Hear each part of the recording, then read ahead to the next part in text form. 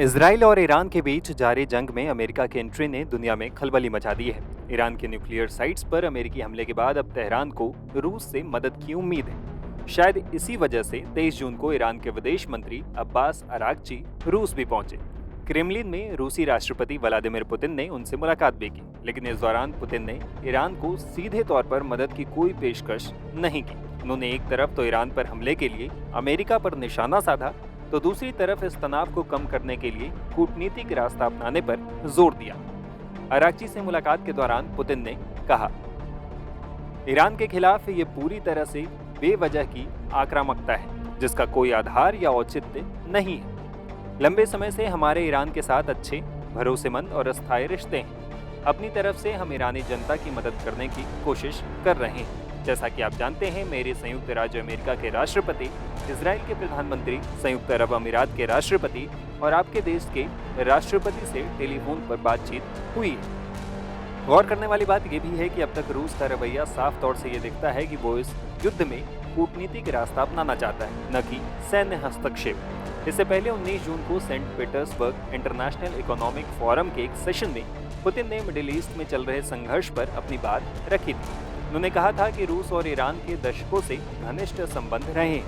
इसके अलावा उन्होंने कहा कि इसराइल में रूसी भाषा बोलने वाली एक बड़ी आबादी को देखते हुए रूस एक संतुलित रुख अपना रहा है। पुतिन ने कहा, मैं आपका ध्यान इस ओर दिलाना चाहता हूं कि इसराइल में पूर्व सोवियत संघ और रूसी संघ से आए लगभग 20 लाख लोग रहते हैं। आज ये लगभग एक रूसी भाषी देश बन गया है और इसमें कोई शक नहीं कि हम इसका ध्यान रखते हैं।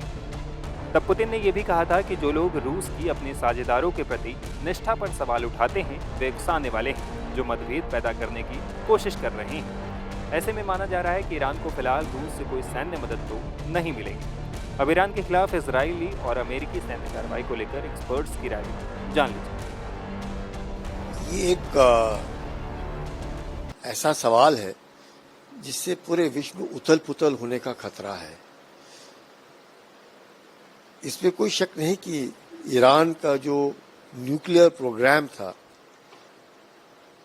चाहे ईरान कितना भी कहे कि पीसफुल था, क्योंकि फारदों में जिस गहराई में उन्होंने बनाया है वो जरूर शक के दायरे में डालता है कि ईरान का न्यूक्लियर प्रोग्राम पीसफुल नहीं था। वो वेपनाइजेशन की ओर धीरे धीरे बढ़ रहे थे। यूरेनियम एनरिचमेंट की जो उनकी जरूरत थी उस तरफ, जो न्यूक्लियराइजेशन और वेपनाइजेशन की ओर जाता है, उस तरफ बढ़ रहे थे, यानी कि 80 से 90%। जबकि अगर न्यूक्लियर पीसफुल प्रोग्राम होता तो 3 से 5% ही एनरिचमेंट की ओर वो रुक जाते, पर वो नहीं हुआ। इसका मतलब ये ईरान या तो विश्व को बेवकूफ बना रहा था और धीरे धीरे करके उसने अपना न्यूक्लियर वेपन प्रोग्राम चल। अब कईयों का ये कहना है कि बाकी देशों को क्या लेना देना कि ईरान न्यूक्लियर हो या ना हो, वो उनकी जिम्मेवारी, वो अपने आप संभालेंगे। लेकिन कहीं ना कहीं, क्योंकि जिस तरीके से हम देख रहे हैं मिडिल ईस्ट के अंदर और विश्व में, तो शायद कहीं ना कहीं लग रहा है कि अगर ये जो न्यूक्लियर वेपनाइजेशन है ये कहीं गलत हाथ में ना पड़ जाए। जैसे हम लोगों को लगता है कि पाकिस्तान बार बार डर यही रहता है कि कहीं आतंकियों के हाथ में ना ये पड़ जाए, तो उस मद्देनजर जरूर मुझे लगता है कि कहीं ना कहीं उसके ऊपर रोक चाहिए थी और रोक हो गई, क्योंकि यूएसए ने डिस्ट्रॉय कर दिया। नहीं तो 2018 का जो डील था, अगर उसमें से ना निकलते न्यूक्लियर डील में से, और न्यूक्लियर डील होता जो ओबामा ने ईरान के साथ किया था, मुझे लगता है तो शायद अभी तक बातचीत के द्वारा, उनके IAEA के द्वारा, सुपरविजन के द्वारा उसका कंट्रोल हो सकता। लेकिन चलो, जो हुआ सो हुआ। लेकिन अब यूएसए ने फारदो हुआ, इस्फहान हुआ, अपना नातांश हुआ, सबको बर्बाद कर दिया। तो वही 3 मुख्य थे जिनको उन्होंने बर्बाद कर दिया। यहाँ तक तो बात बनती है और ठीक है, अपना विचार है कि न्यूक्लियर को लेकर के हो, पर रेजीम चेंज को लेकर के मेरा ऐसा मानना है कि हम लोगों ने दखलंदाजी नहीं देनी चाहिए। वो ईरान के जो लोग हैं, ईरान की जो जनता है, उनका ही निर्णय फाइनल होगा। किसी को भी ये नहीं पसंद आएगा कि कोई बाहर से आए और हमारे ऊपर राज करे या हमारे ऊपर वो राज करे जो हमें पसंद ना हो। तो एक इंसानियत के तौर पर, एक जमहूरियत के तौर पर, एक विश्व में शांति के तौर पर बहुत ज़रूरी है कि ईरान के लोगों ने ही, ईरान को कौन राज करेगा वो ईरान के लोगों की जिम्मेवारी है। और आज की तारीख में हम चाहे कितना भी कहें, मुझे लगता है आयतुल्लाह खामेनी जो है, कम से कम उन्होंने ईरान को इकट्ठा रखा हुआ है। नहीं तो इतना होने के बाद कोई भी देश टूट सकता था और टूटा नहीं है। इसका मतलब आयतुल्लाह खामेनी और उनकी जो टीम है उन्होंने देश को इकट्ठा रखा है। और अगर ऐसी बात है, चाहे मे बी एडवर्सिटी के कारण इकट्ठे हैं, जैसे भी है, तो ईरान के लोगों ने ही सोचना चाहिए। उनको ही वो क्या जिम्मेवारी है, उन्हीं की जिम्मेवारी है कि राज उनको कौन करेगा। बाहर से कोई दखलंदाजी नहीं देनी चाहिए।